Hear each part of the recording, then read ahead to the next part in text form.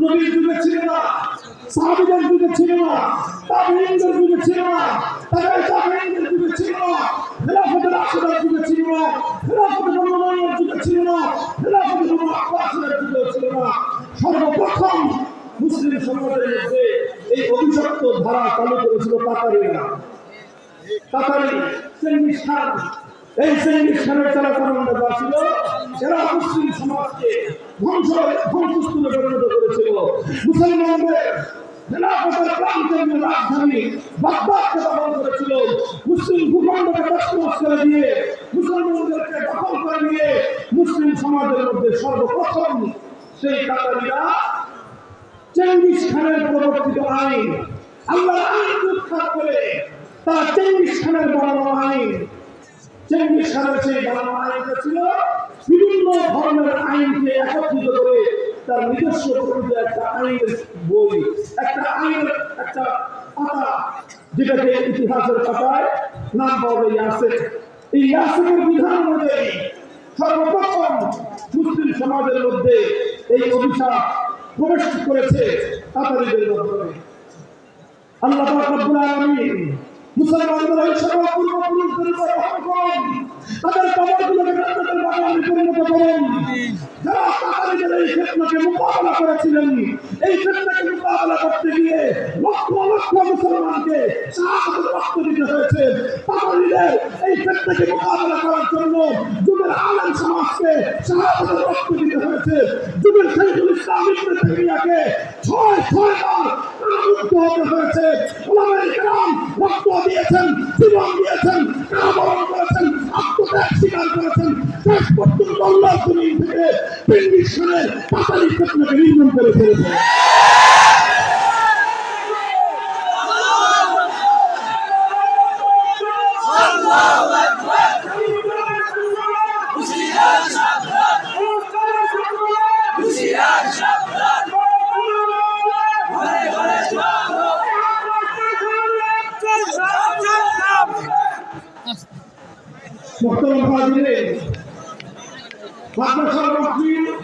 মাদ্রাসার মাস্টারের ভদ্রতাকে রক্ষা করতে হবে ইনশাআল্লাহ। তো ভালো করে আমার আলোচনা শোনার ভিতরে ফরম রাখবেন।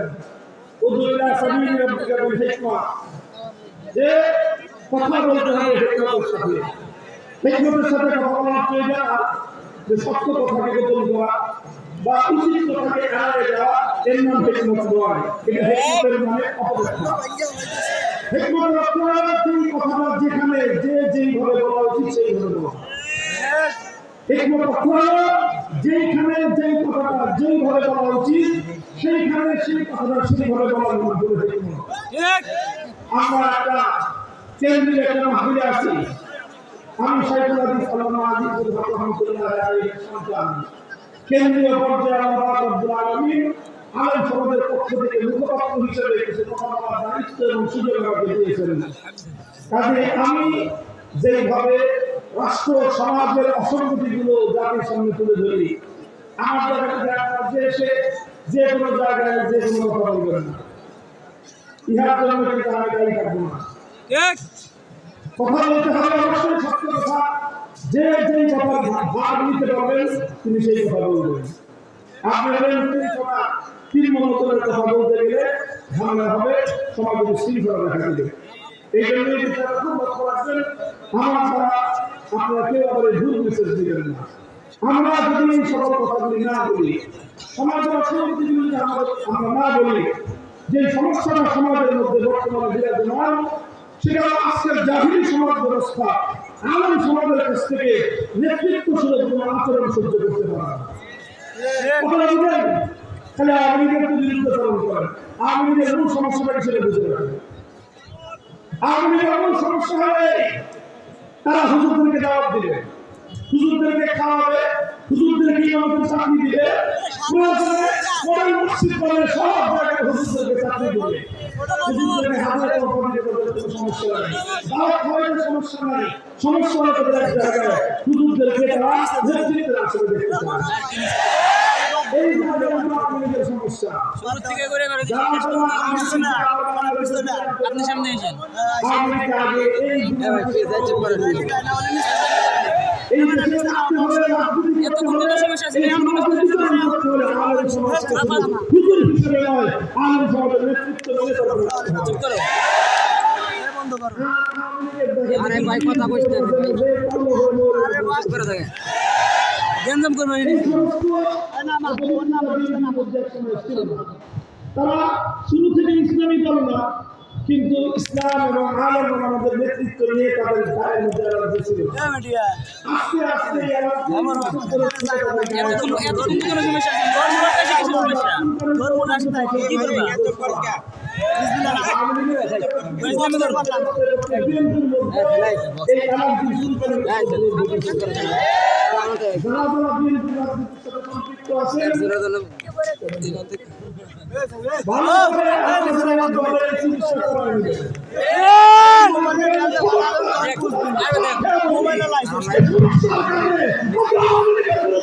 করেছি সেই সমস্যা যদি বিএনপির মধ্যে দেখা যায়, বিএনপিকে বঙ্গ ভাষা ভাষায় দিতে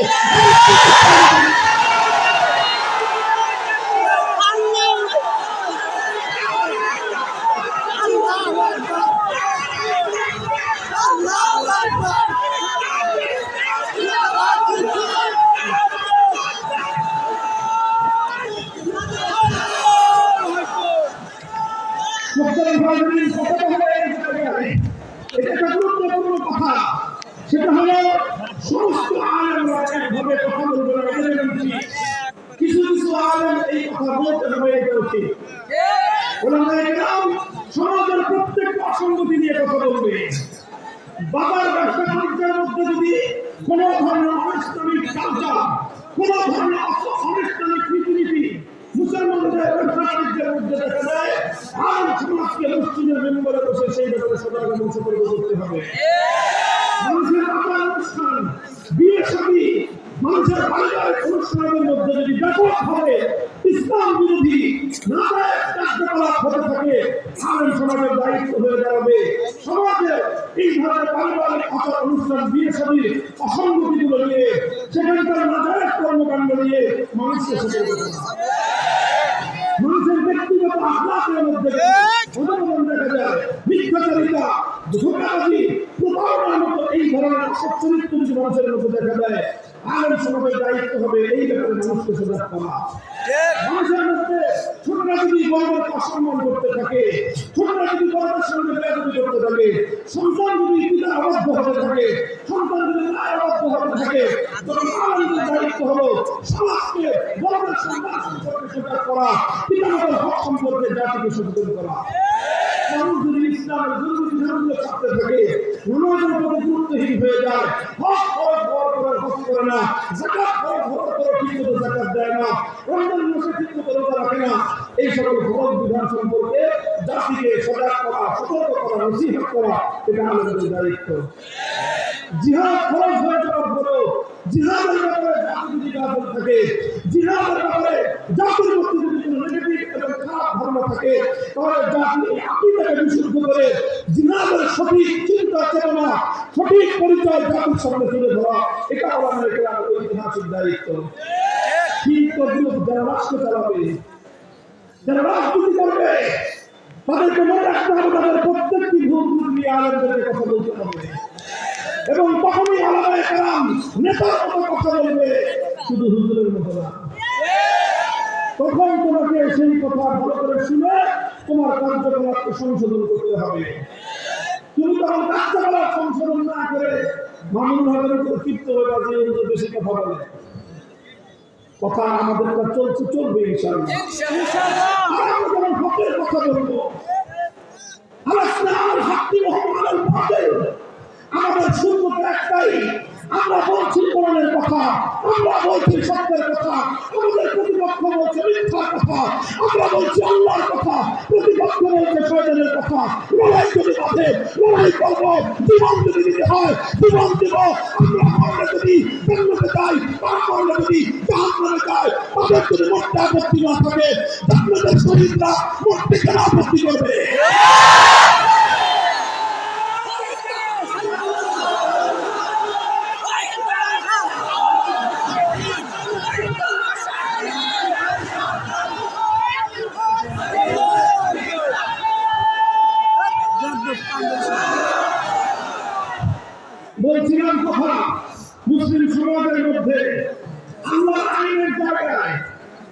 জাতির মধ্যে আল্লাহ আইনের পরিবর্তে মানব রচিত আইন সর্বপ্রথম এই অভিশাপ, জাতির জন্য সবচেয়ে বড় অভিশাপ, এই অভিশাপ মুসলমানদের মধ্যে এনেছিল তাতারি সম্প্রদায়।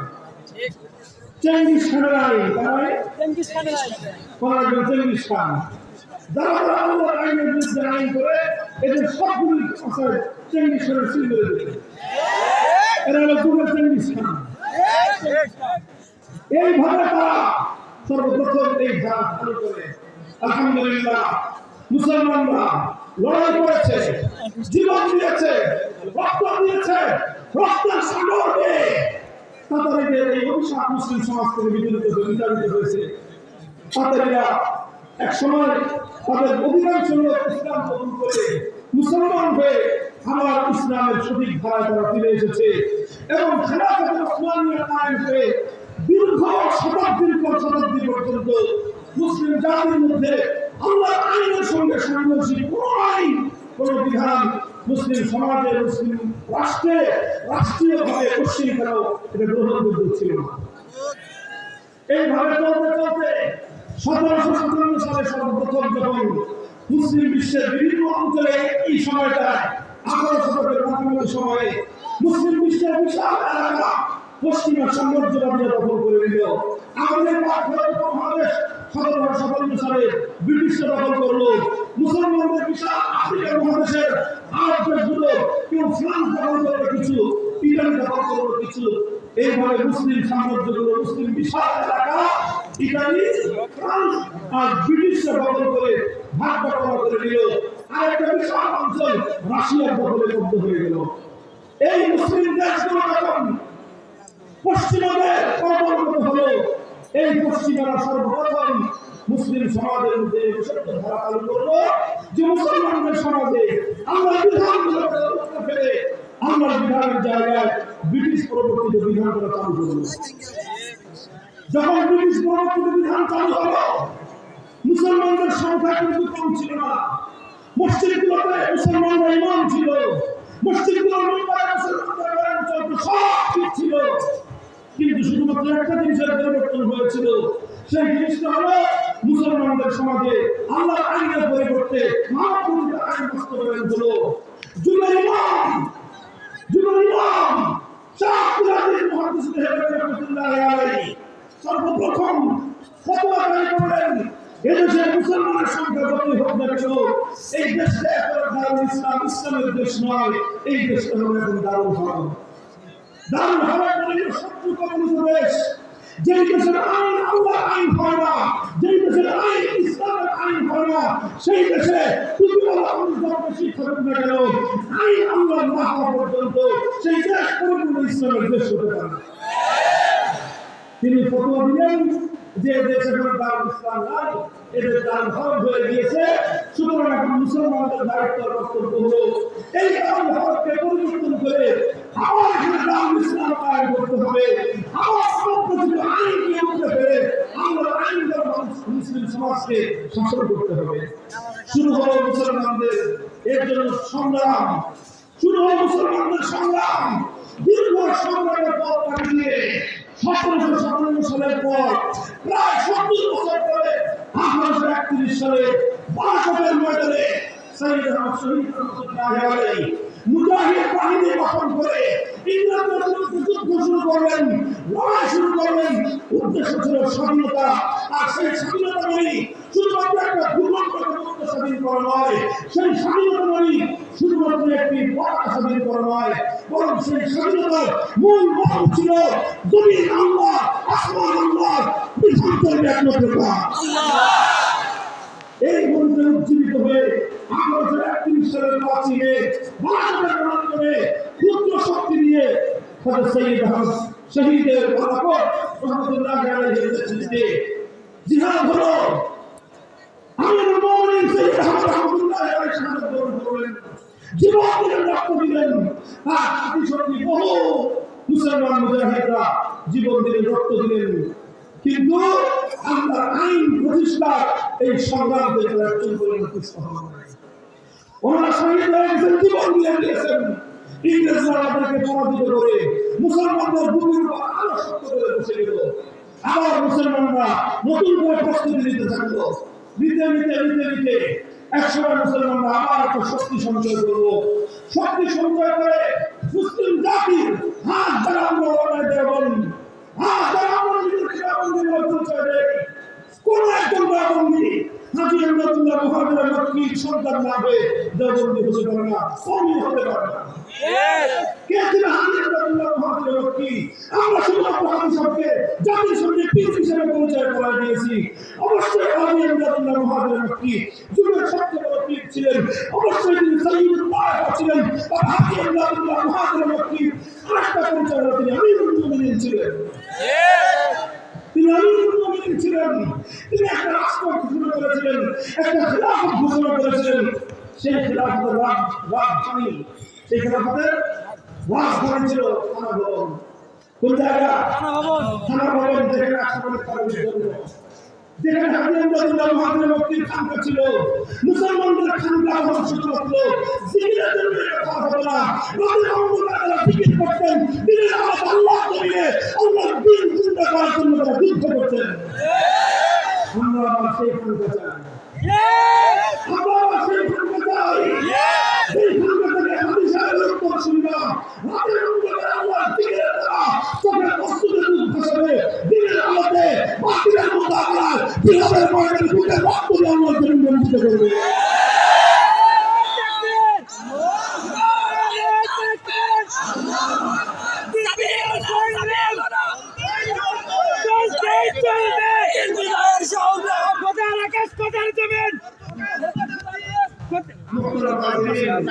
তাহলে আমিরুল মুমিনিন ছিলেন হাজী আমদাদুল্লাহ মুহাজির মক্কি রাহমাতুল্লাহি আলাইহি।